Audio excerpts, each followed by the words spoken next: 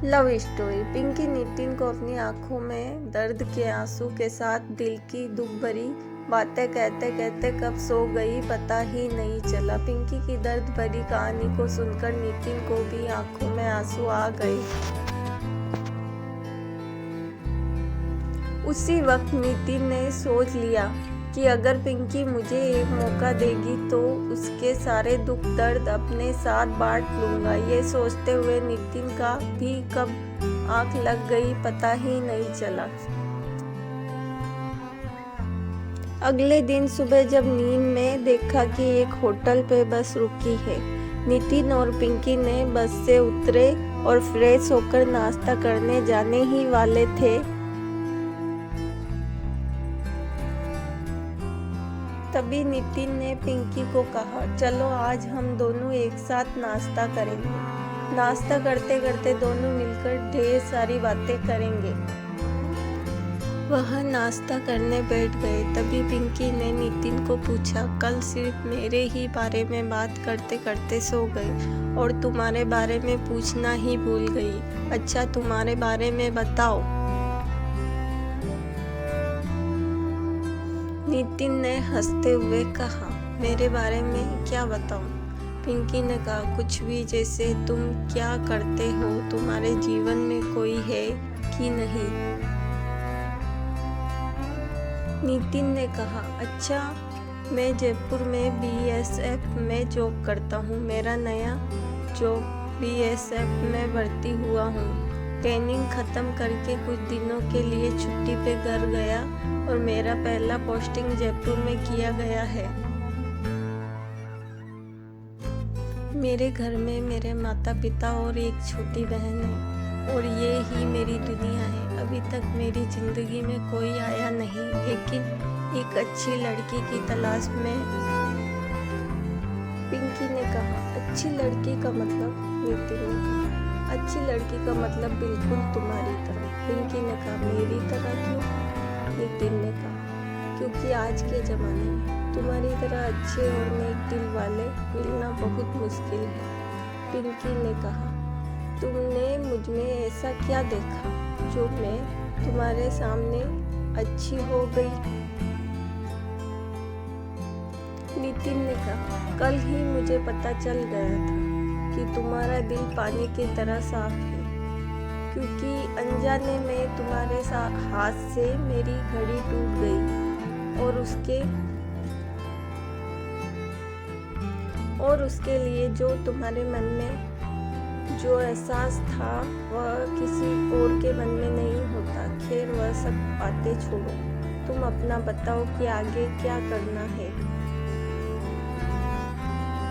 पिंकी ने कहा, वैसे तो अभी तक कुछ सोचा नहीं है, लेकिन घर जाने के बाद सोचूंगी आगे क्या करना है।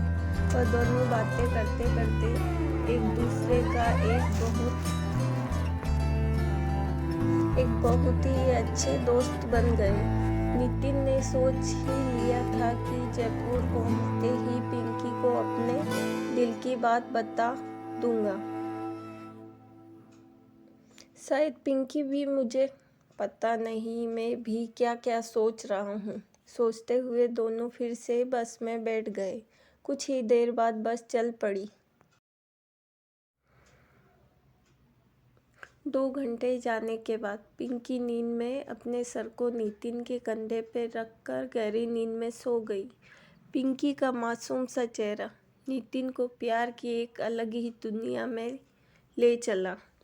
पिंकी के बालों की खुशबू नितिन को ऐसी लग रही थी कि इसलिए दुनिया में इससे अच्छी खुशबू और हो ही नहीं सकती।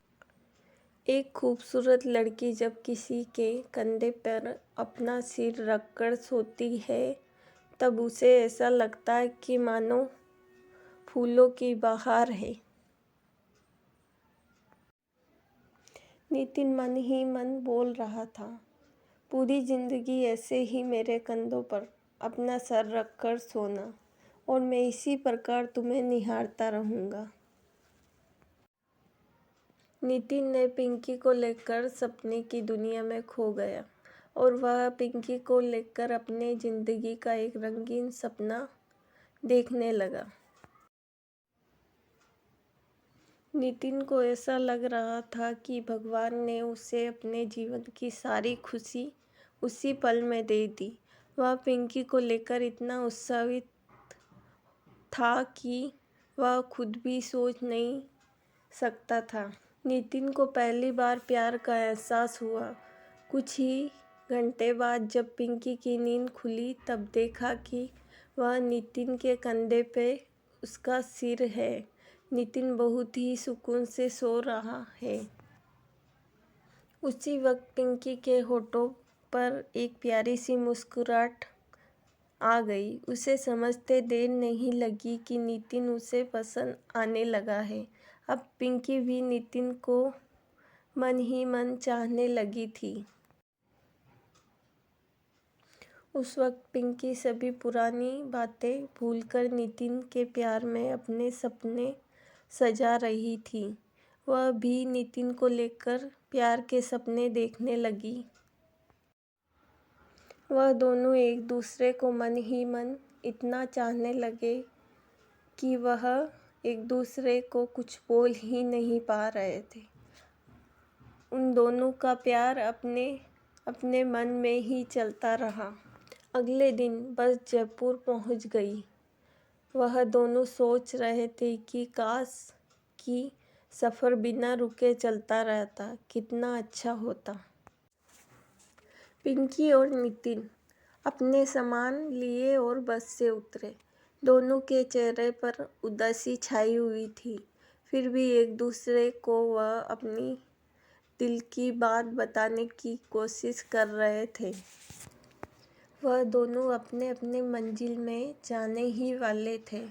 तभी दोनों के मन में यही चल रहा था कि पहले वह बोले या पहले वह बोले।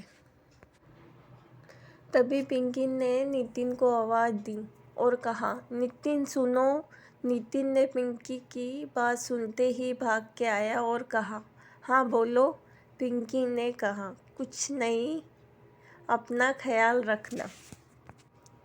पिंकी की ये बात कहते ही नितिन ने अपने प्यार का इजहार कर दिया। पिंकी, मैं तुम्हें जब से पहली बार देखा तभी से मुझे तुमसे प्यार हो गया। क्या तुम भी मेरी ज़िंदगी का हमसफ़र बनोगी? नितिन की बात सुनकर पिंकी को इतनी खुशी हुई कि वह खुशी से झूम उठी और कहा, मैं भी तुमसे बहुत प्यार करने लगी हूँ और तुम्हारे हमसफ़र बनने के लिए तैयार हूँ। नितिन ने पिंकी को कहा, मैं तुम्हें वादा करता हूँ कि मैं आज से लेकर पूरी ज़िंदगी तक कोई शिकायत का मौका नहीं दूंगा। अब वह दोनों शादी कर लिए हैं और वह दोनों अपनी ज़िंदगी में बहुत खुश है। फ्रेंड्स, अगर ये कहानी आपको अच्छी लगी हो तो वीडियो को लाइक करें एंड शेयर करें और चैनल को सब्सक्राइब करें। धन्यवाद।